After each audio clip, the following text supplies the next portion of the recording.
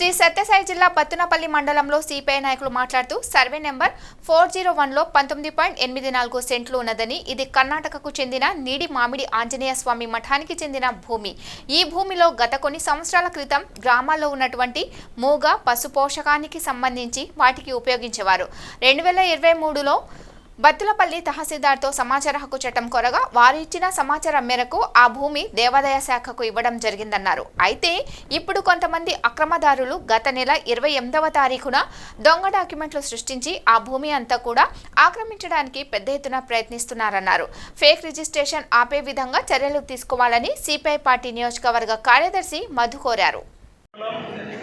Survey number 400 19 ఎకరాల 84 సెంట్లు ఈ భూమి మొత్తం కూడా కర్ణాటకకు చెందినటువంటి మిడిమామిడి ఆంజనేయ స్వామి మఠానికి చెందిన భూమి.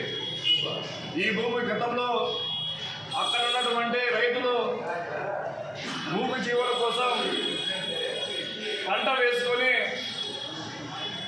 ఆ గ్రామ కంఠంగా భూమిని చూసుకునేవాళ్ళు.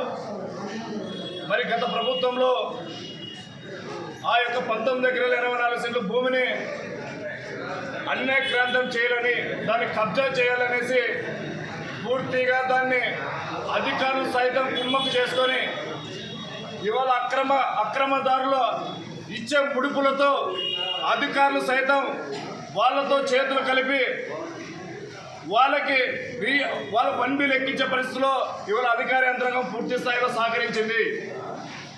ఇవాళ జిల్లా కలెక్టర్ గారు, జిల్లా జాయింట్ కలెక్టర్ గారు వెంటనే ఈ ధర్మవరంలో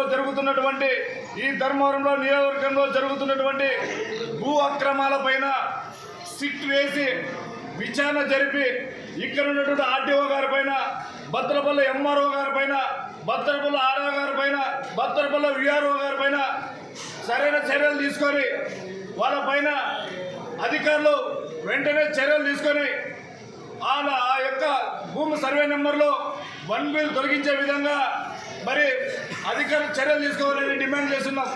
అదేవిధంగా నిన్నటి రోజున అక్కడ ఉన్నటువంటి చుట్టుపక్కల ఉన్నటువంటి భూమి కాజేయడానికి మాజీ శాసనసభ్యుడు అనుచరులు భూమి కాజేయడానికి అనంతపూర్లో ధర్మవరంలో రిజిస్ట్రేషన్ పెట్టుకోకుండా అనంతపూర్లో రిజిస్ట్రేషన్ పెట్టుకొని అనంతపూర్లో రిజిస్ట్రేషన్ ఆన్లైన్ ద్వారా చేసుకోవాలనే పద్ధతిలో ఇవాళ అవలంబించారు.